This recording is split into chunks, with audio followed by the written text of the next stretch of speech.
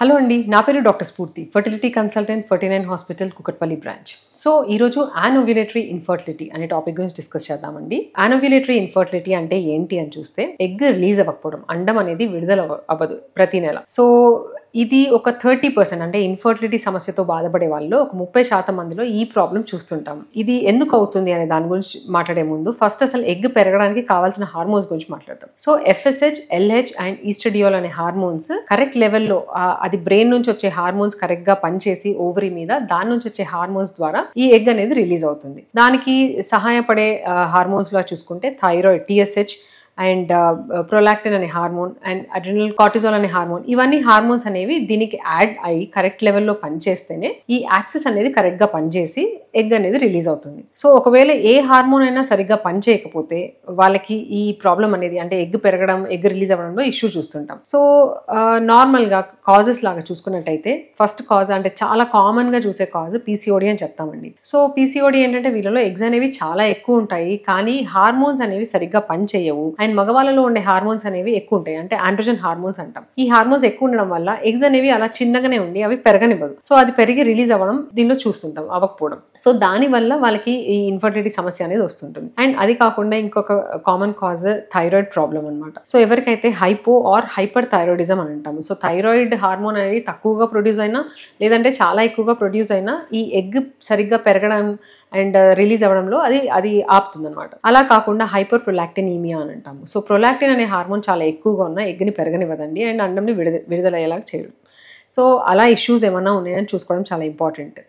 And బరువు, కొంచెం మందిలో మరీ ఎక్కువ బరువు ఉన్నా లేదంటే చాలా తక్కువ ఉన్నా ఆ BMI అనేది కరెక్ట్ రేంజ్లో ఉండడం అనేది చాలా ఇంపార్టెంట్. సో ఎవరైతే ఈ అథ్లీట్స్ లేదంటే డాన్సర్స్ వాళ్ళు చాలా ఎక్కువ ఎక్సర్సైజ్ చేసే వాళ్ళకి బరువు మరీ తక్కువగా ఉండి వాళ్ళకి కావాల్సినంత ఫ్యాట్ లెవెల్ ఉండదు బాడీలో. సో దానివల్ల ఎగ్ సరిగ్గా పెరగడము అండ్ అది రిలీజ్ అవ్వకపోవడం అనేది చూస్తుంటాం. సో అది లేదంటే బరువు చాలా ఎక్కువగా ఉన్నా కూడా వాళ్ళకి ఇన్సులిన్ రెసిస్టెన్స్ ప్రాబ్లం, అంటే షుగర్ కంట్రోల్ చేసే హార్మోన్ సరిగ్గా పనిచేయకపోవడం, దానివల్ల ఎగ్ రిలీజ్ అవ్వకపోవడము. సో ఈ ఇష్యూస్ అనేవి చూస్తుంటాం. ఇవి కామన్ ఇష్యూస్ లాగా చూస్తాము. అండ్ ఈ డయాగ్నోసిస్ అనేది ఎట్లా అంటే ఎలా ఐడెంటిఫై చేయాలి ఈ ప్రాబ్లం ఉండడం అనేది చూస్తే సిమ్టమ్స్ ద్వారా చాలా మందికి మనం బయటపడొచ్చండి ఈ ప్రాబ్లం అనేది. ఎవరికైతే ఈ ఎగ్ అనేది సరిగ్గా రిలీజ్ అవ్వట్లేదు, ఈ యానోవ్యులేషన్ అనేది డయాగ్నోస్ చేసే వాళ్ళకి జనరల్ గా సైకిల్స్ అనేవి ఇర్రెగ్యులర్ ఉంటాయని చెప్తారు పేషెంట్స్. సో వాళ్ళకి పీరియడ్స్ అనేవి మరీ ఫ్రీక్వెంట్ గా రావడము, ఇర్రెగ్యులర్ గా రావడము, లేదంటే చాలా డీలేడ్ అవ్వడము, కొంచెం మంది అయితే ఓన్లీ టాబ్లెట్స్ వేసుకుంటూనే వస్తుంది మేడం అని చెప్తారు. సో అది ఈ డయాగ్నోసిస్ అనేది కామన్ గా మనకి ఎగ్ అనేది సరిగ్గా రిలీజ్ అవ్వకపోవడం వల్ల ఈ ప్రాబ్లం అనేది చూస్తుంటాం. అలా అని ఎగ్ కరెక్ట్ గా అంటే సైకిల్స్ కరెక్ట్ గా ఉన్న వాళ్ళందరిలో డెఫినెట్ గా ఎగ్ రిలీజ్ అవుతుందని కాదండి. అది ఒక్కొక్కసారి సైకిల్స్ రెగ్యులర్ ఉన్నా కూడా ఎగ్ అనేది రిలీజ్ అవ్వకపోవచ్చు. సో దానికి ఏంటంటే మనం కొన్ని ఓవ్యులేషన్ సైన్స్ అండ్ సిమ్టమ్స్ అని ఉంటాయి. సో ఎవరికైతే ఎగ్ రిలీజ్ అయ్యే టైంలో బ్యాక్ ఏక్ ఉంటుందని చెప్తారు, లేదంటే బ్రెస్ట్ టెండర్నెస్, లేదంటే ఇంకా హార్మోనల్ ఇంబ్యాలెన్స్ వల్ల హెడ్ ఏక్ రావడం, అలా సిమ్టమ్స్ చెప్తుంటారు. అలాంటి సిమ్టమ్స్ వీళ్ళలో ఏది ఉండదు. అలాగే LH కిట్స్ అనేవి చేసుకున్నప్పుడు మనకి LH పాజిటివ్ అనేది రాదు, నెగటివ్ లోనే ఉంటుంది. అండ్ కన్ఫర్మేషన్ మనకి ఎలా తెలుస్తుంది అంటే స్కాన్స్, ఫాలిక్యులర్ స్టడీ స్కాన్స్ అనేవి చేస్తాము. సో ఆ స్కాన్స్ చేసినప్పుడు మనం 9th day 10th day 14th day ఎన్నిసార్లు స్కాన్ చేసినా ఎగ్ అనేది అలా చిన్నగానే ఉంటుంది, పెరగదు అండ్ రిలీజ్ అవ్వదు. సో ఆ స్కాన్ ద్వారా మనం డెఫినెట్ గా దాన్ని ఈ ప్రాబ్లమ్ ని ఐడెంటిఫై చేయొచ్చు. సో వన్స్ ఐడెంటిఫై చేశాక ట్రీట్మెంట్ ఆప్షన్స్ ఏంటి అనేది చూసుకున్నట్టయితే ఎవరికైతే ఇప్పుడు ఇందాక చెప్పినట్టు థైరాయిడ్ ఇర్రెగ్యులారిటీస్ లేదంటే ప్రొలాక్టిన్ అబ్నార్మాలిటీ ఉంది, లేదంటే ఇంకేదైనా వేరే హార్మోన్ అబ్నార్మాలిటీ ఉంది అన్న వాళ్ళకి ఆ హార్మోన్ కరెక్షన్ అనేది చేస్తే ఒక్కొక్కసారి సైకిల్స్ అనేవి రెగ్యులరైజ్ అయిపోయి ఎగ్ అనేది కరెక్ట్గా పెరుగుతుంది. సో థైరాయిడ్ హైపోథైరాయిడిజం ఉన్న వాళ్ళకి థైరాయిడ్ సప్లిమెంటేషన్ చేస్తాము.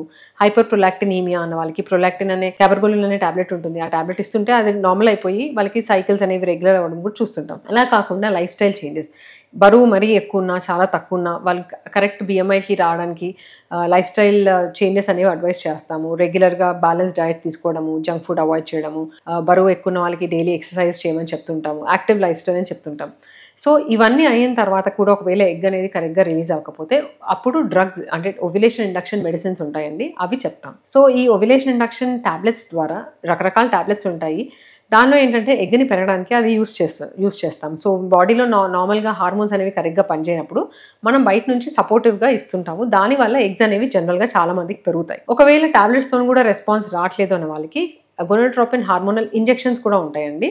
సో ఈ ఇంజెక్షన్స్ ద్వారా అండ్ ఈ టాబ్లెట్స్ ద్వారా 90% మందిలో ఎగ్ పెరగడం రిలీజ్ అవ్వడం అనేది కూడా చూస్తుంటాము. సో దీనిలో ప్రెగ్నెన్సీ వస్తే ఓకే, రావట్లేదంటే అప్పుడు నెక్స్ట్ ఆప్షన్స్ లాగా ఇంకా హయ్యర్ ట్రీట్మెంట్ ఆప్షన్స్ అనేవి కొంచెం మందిలో అడ్వైస్ చేయాల్సి వస్తుంది.